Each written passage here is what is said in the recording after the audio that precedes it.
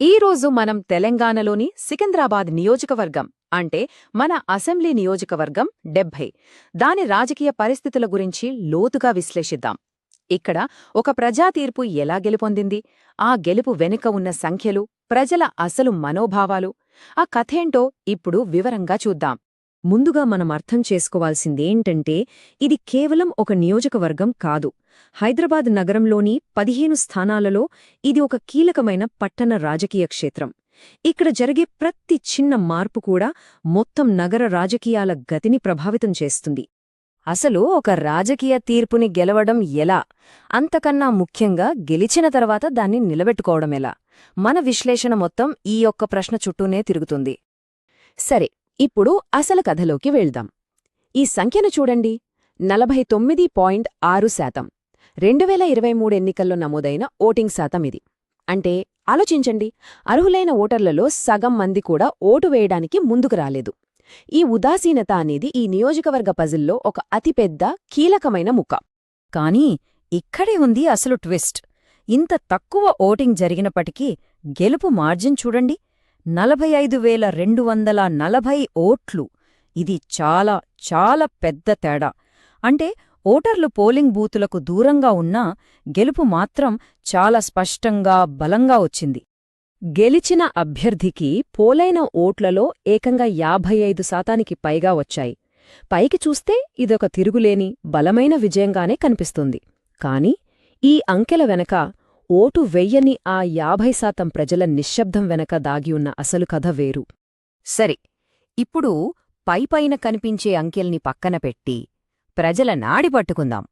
ఉపరితలం కింద ప్రవహిస్తున్న అసంతృప్తి ప్రవాహాలను అర్థం చేసుకునే ప్రయత్నం చేద్దాం.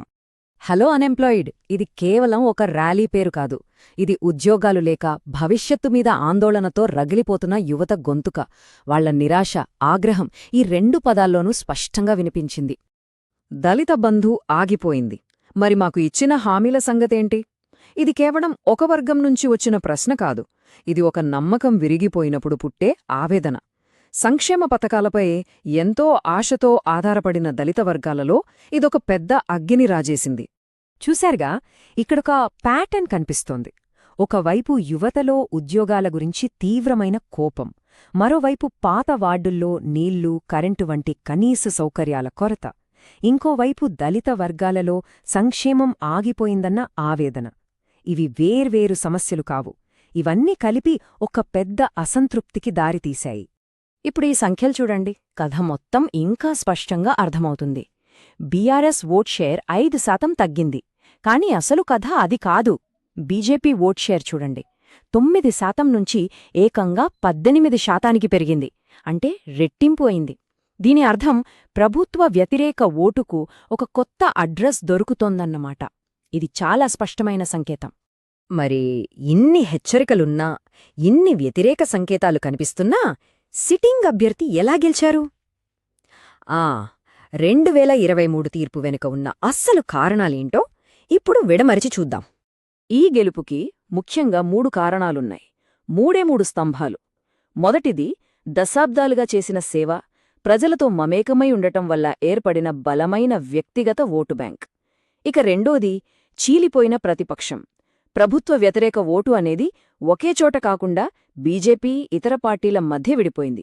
మూడవది, అన్నిటికన్నా ముఖ్యమైనది, ఓటింగ్ శాతం చాలా తక్కువగా ఉన్న ఆ రోజున తమ కోర్ ఓటర్ల నిలలోంచి బయటికి రప్పించి పోలింగ్ బూత్లకు నడిపించడంలో విజయం సాధించడం. ఒక్క మాటలో సింపుల్గా చెప్పాలంటే, ఈ ఎన్నికల ఫలితాన్ని నిర్ణయించింది ఓటర్ల మనసు మార్చడం కాదు, తమ సొంత ఓటర్లను పోలింగ్ బూత్కు తీసుకురాగలగడం. Participation, not persuasion. ఎవరి ఓటర్లు ఎక్కువగా వచ్చారో వారే గెలిచారు. సరే, ఎన్నికల్లో గెలవడం ఒక భాగం. కానీ అసలు సవాలు మొదలయ్యేదిక్కడే. ప్రజల మనసుల్ని గెలుచుకుని సుపరిపాలన అందించడం. దానికి ఒక స్పష్టమైన బ్లూప్రింట్, ఒక ప్రణాళిక కావాలి. పాలన అంటే ప్రతి వర్గం యొక్క భాషను మాట్లాడగలగాలి. యువత ఉంది, వాళ్ల కోపాన్ని తగ్గించాలంటే స్కిల్ డెవలప్మెంట్, జాబ్ మేళాలు కావాలి. మహిళలు, వారిని శక్తివంతమైన స్వయం సహాయక బృందాల ద్వారా కలుపుకుపోవాలి. ఇక ఎస్సీ ఎస్టీ వర్గాల దగ్గరకొస్తే దళిత బంధు సమస్యను వెంటనే పరిష్కరించి వాళ్లల్లో నమ్మకాన్ని తిరిగి పొందాలి. ఓబీసీ, బీసీ వర్గాలకు సంక్షేమ పథకాల ద్వారా మరింత చేరువ కావాలి. ఇకపై రాజకీయాల్లో వ్యూహం మారాలి. ఎక్కడి నుంచి ఎక్కడికి? ఇచ్చిన హామీల నుంచి నిలబెట్టుకున్న హామీల వైపు, మాటల నుంచి చేతల్లోకి మారాలి. అదే కొత్త రాజకీయ కరెన్సీ. మరి ఆ చేతలేంటి? వెంటనే మొదలుపెట్టాల్సిన 3 కీలకమైన పనులు ఇవిగో. 1. ఆగిపోయిన హైస్కూల్ నిర్మాణం కోసం నిధులు విడుదల చేయడం. 2. కొత్త కాలేజీ భవనాల కోసం నిధులను వేగవంతం చేయడం. 3.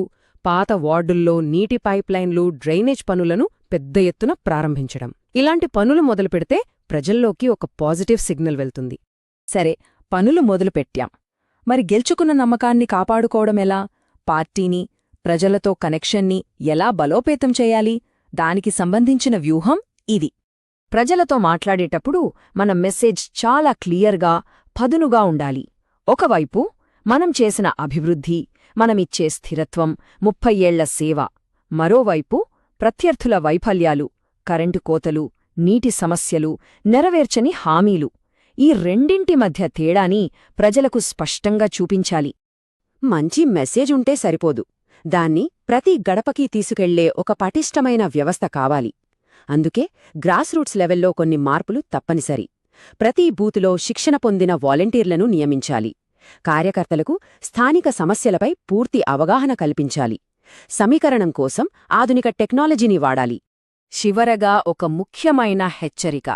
ఓటు వేయడానికి రాని ఆ 50% మంది ప్రజల నిశ్శబ్దాన్ని వాళ్ల సంతోషంగా, వాళ్ల సంతృప్తిగా అస్సలు పొరబడకూడదు. ఆ నిశ్శబ్దం కింద ఒక అసంతృప్తి అగ్నిపర్వతముంది. అది ఎప్పుడైనా పేలొచ్చు. కాబట్టి ఈ రోజుల్లో, ముఖ్యంగా పట్టణాల్లో ప్రజలు ఓటింగ్కి దూరంగా ఉంటున్న ఈ తరుణంలో నిలకడగా పనులు చేసి చూపించడమే, ప్రజలు చూడగలిగే, అనుభవించగలిగే ఫలితాలను ఇవ్వడమే అసలైన ఏకైక రాజకీయ కరెన్సీగా మిగిలిపోయిందా? ఒక్కసారి ఆలోచించండి.